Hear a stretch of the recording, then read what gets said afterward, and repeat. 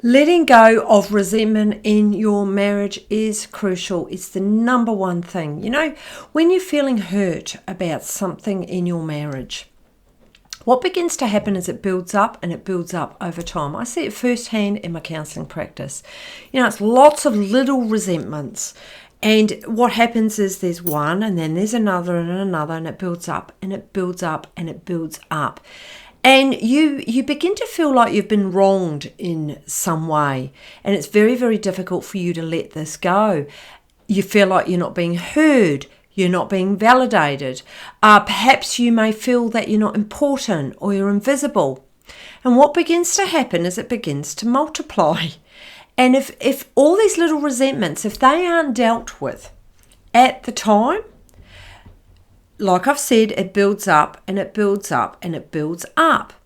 So what is feelings under resentment? Oh gosh, they can include anger, resentment, sadness, doubt, grief, loss, so many emotions. Hurt is a big one. So it's getting to a place where you learn to stop.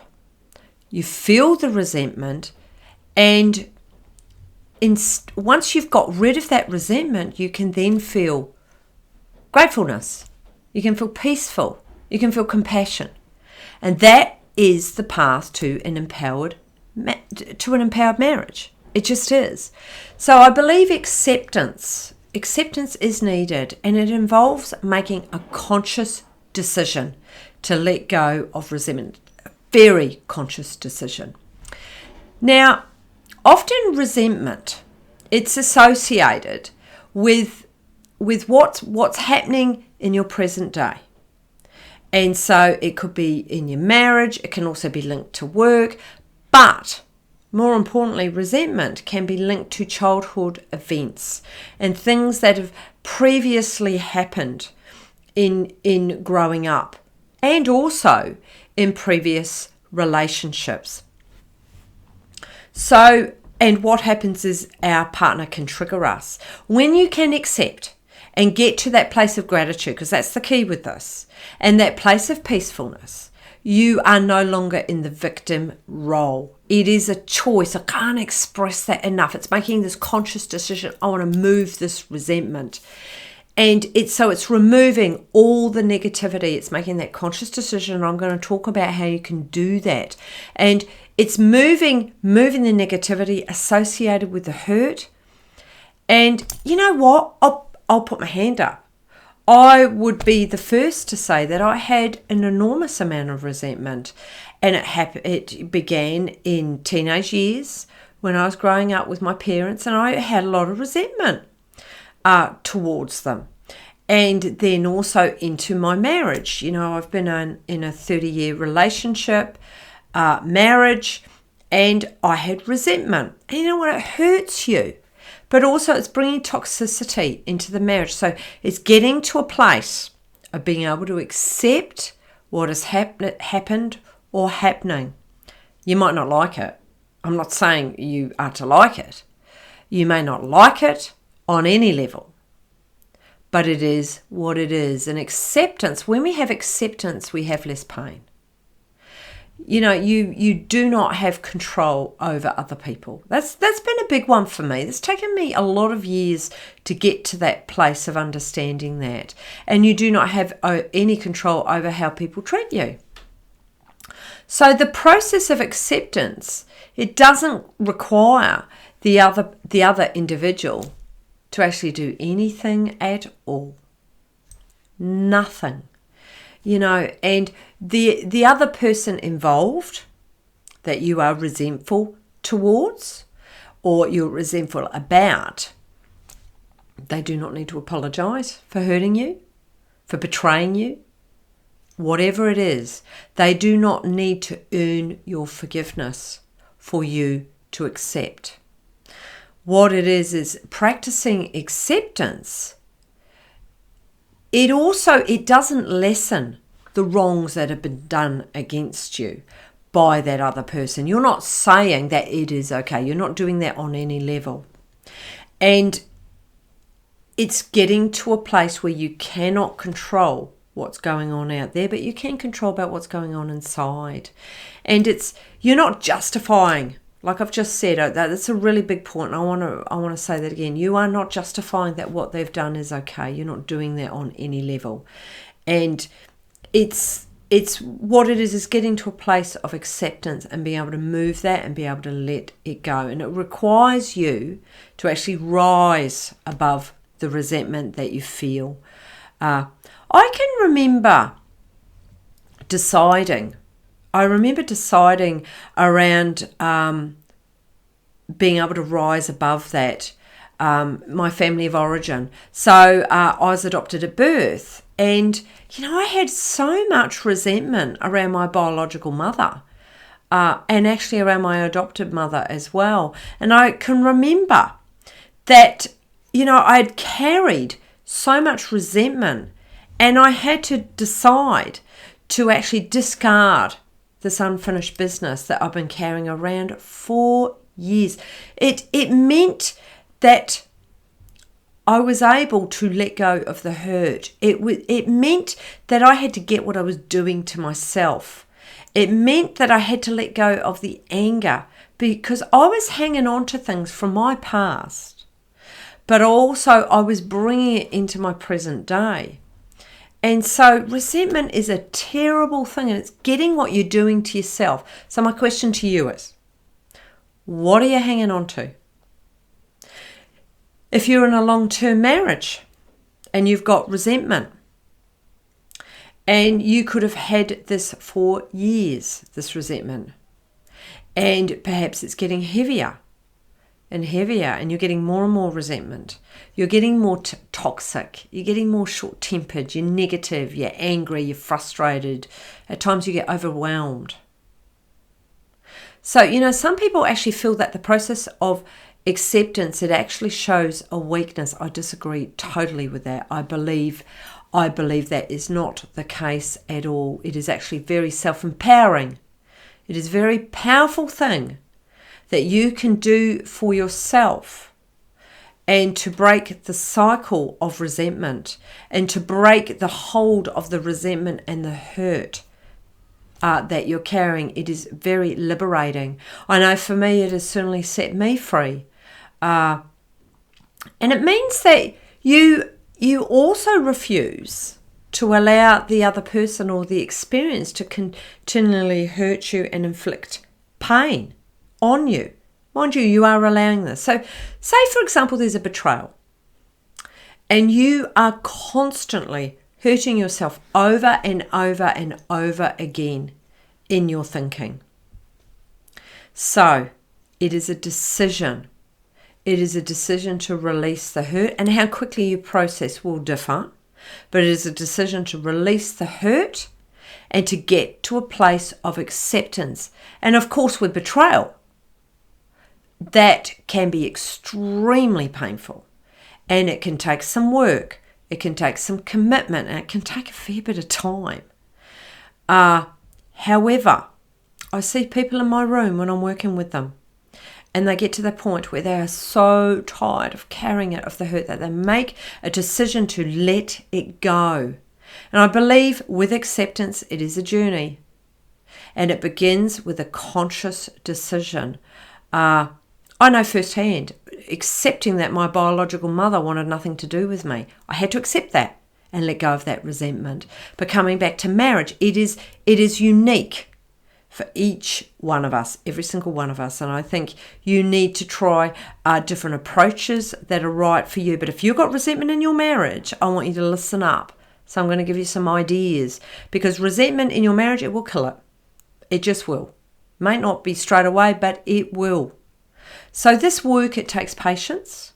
For some it takes months, and for others it can take years. And I've done a lot of work. For a very long time, my top value was acceptance. And it's getting what resentment does to you. And as you begin to work on this, you can feel quite uncomfortable. It is a journey. It is a journey. And to achieve the end result, which is acceptance, you've got to keep going. Because what results, when you're not carrying resentment, You're very present. And it's such a different way to live. And you feel peaceful. So, this is where I want to take you now. There's several steps in the process of acceptance. So step 1, and this is everything that I've done and I've found it enormously helpful, is first of all, acknowledge the hurt. Stop minimizing the hurt and pain that you're feeling. Stop pretending that it doesn't affect you, sort of parking it away. The I'm okay and I don't care masks, you would have heard of masks that you may have been wearing. They do not support you in this long-term goal of letting go of resentment. Often in sessions, it comes out a few sessions in that actually I've got resentment on my partner, but they haven't wanted to own it. And, often tactics like being busy, like let's say watching TV or eating or drinking, or we go to our vices, we might overspend to avoid the pain of the resentment, because it's about not making excuses for yourself or for the person. And also stop avoiding your partner. If you've got resentment, stop avoiding them. Stop sleeping in different bedrooms, different lounge rooms. It's confronting this head on. And it's being able to begin recognizing the emotions that are connected to this. So step 2, I want you to recognize the cost of resentment. And I want you to reflect on the following. So resentment and anger, it hurts you and it absorbs your energy. And even if you are not consciously thinking about how much hurt you are, it still will be hurting you. Do you react quite easily? Do you get angry quite easily? And what it is for a lot of things, it can be actually in our unconscious. We're not actually thinking about it on a present day, but it's there. The presence of unfinished resentment, it needs attention, and it may not be noticeable, but it could be noticeable at certain times. So say around birthdays or anniversaries or Christmas or Easter, or when you go on a holiday, you may find yourself a little bit irritated, perhaps stressed or overwhelmed, or perhaps anxiety visits. So what could these emotions be telling you? What are they saying to you? We are just so good at avoiding our emotions. We just are. And we let the patterns of the past impact on the present. So a question, is this happening for you? It's just really get real with yourself and what is going on for you. So step 3 in the resentment in your marriages is letting go and making the commitment to accept. So it's making a conscious decision to let go of the anger and the resentment. It is a decision. And when you refuse to hold on to that resentment, you are no longer, and I said this earlier, you are no longer in the victim role. It's extremely powerful and liberating when you let this go. Things don't happen to you anymore. So remind yourself that the incident or the hurt with which you are dealing with, and the reason for going through processing this, getting to a place of forgiveness or acceptance, the reason I want you to get, it's not your whole life. It's just a particular event. And often we just get so overwhelmed and we get bogged down with it. And so becoming overwhelmed, we get consumed by it, and it may actually avoid you, or is avoid the right word? It may encourage you to not do anything about it. So I'd encourage you to just notice that. So step 4 in dealing with your resentment is express the emotion. Allow yourself to actually feel the emotions that you're experiencing. So acknowledge that they're real. And that it is okay to actually experience them. So verbalize, hugely important. Actually verbalize what you're feeling. start with yourself first if you're not able to directly do it to the person.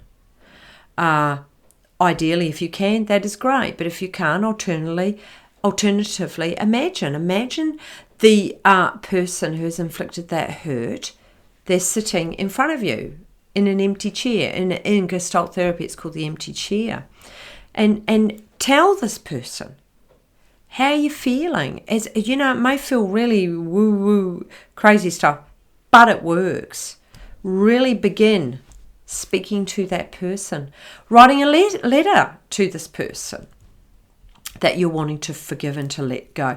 Describe how you have felt due to the incident or the continued incidents that have happened and how you have felt since.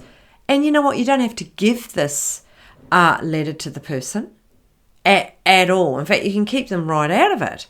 But it's expressing your anger, your resentment in a way that it doesn't harm you, and also it doesn't harm anyone else, but it's being able to release it from you. So, for example, you may find somewhere private. You know, you might go into your car if that's the only place you've got at the moment. Scream at the top of your lungs, you know, or bash on the ground with this rolled up towel or a pool noodle. It's about moving the energy. We're all energy. And how are you going to move that? This process, it's called venting. And this process of venting, it helps you move negative energy. And it is just so powerful, expressing how you're feeling through moving it. Also, writing in a journal is a fantastic way. Extremely beneficial. Journal writing, it actually enables you to empty out your hurts and your pains. I've done that for years. I've found it very therapeutic. It is brilliant. So step 5, set boundaries. So you've moved a lot of the resentment. Decide not to allow this person involved to hurt you now or in the future. And of course, depending on where you're at, choosing whether you even want this person in your life. And if you do, it is absolutely vital to have really strong, clear boundaries in how you move forward in this relationship. For example, if someone is verbally offensive to you, and and you actually insist that you will not communicate with that person unless he or she is willing to speak kindly to you. You don't want to have that conflict in your life. So it's choices, self-empowering yourself. It's choosing to let go of the resentment in your marriage. It is a choice. I can't express that enough. And what that does, it sets you free to live in the present with peacefulness and calmness. And living in the present is very, very different. When you've got a lovely well of resentment, you find it very difficult. So I do need to add that sometimes, just working on a self-paced course, it isn't enough. You actually need to seek out a therapist. Seek out me, seek out a therapist, so that you can begin to move that resentment so that you can live in the present. Because sometimes we need to work with the unconscious, because, the course, it's fantastic, but it is surface level, and sometimes it isn't enough. So it is committing to you, persevering with it. It takes courage. It takes persistence. But, and also perseverance, because the benefits that you will receive when you let go of resentment, they're endless. Room inside of you will begin to open up, and it's like the stirring inside of you to like participate in life fully. You'll become excited about your life, and what will begin to happen is you will venture into a new journey, and a new journey with your partner, because you've let the resentment go. It's all about being able to live in an empowered life. And So as part of your tune-up, I can't express enough, you have to let go of resentment. So work your way through this tune-up marriage. If you aren't able to do it, find a therapist. Work with that therapist to move that resentment so that you can live in the present. And one more note, sometimes the resentment that you're feeling right now, it is linked to past stuff, and there'll be a part of you that's going, no, it's not. Of course it isn't. So a question I've got to ask you is your reaction over the top for what's presenting? So go back to the last time that the resentment came up, you got a bit angry with your partner. Ask yourself, is your reaction over the top for what's presenting? And if it is, then that means you've got a bit of a backlog, you've got some baggage, and you need to move it. Use the tips that I have talked about. If not, seek someone out and move it so you can live in an empowered marriage and live without resentment. So I'll see you on the other side.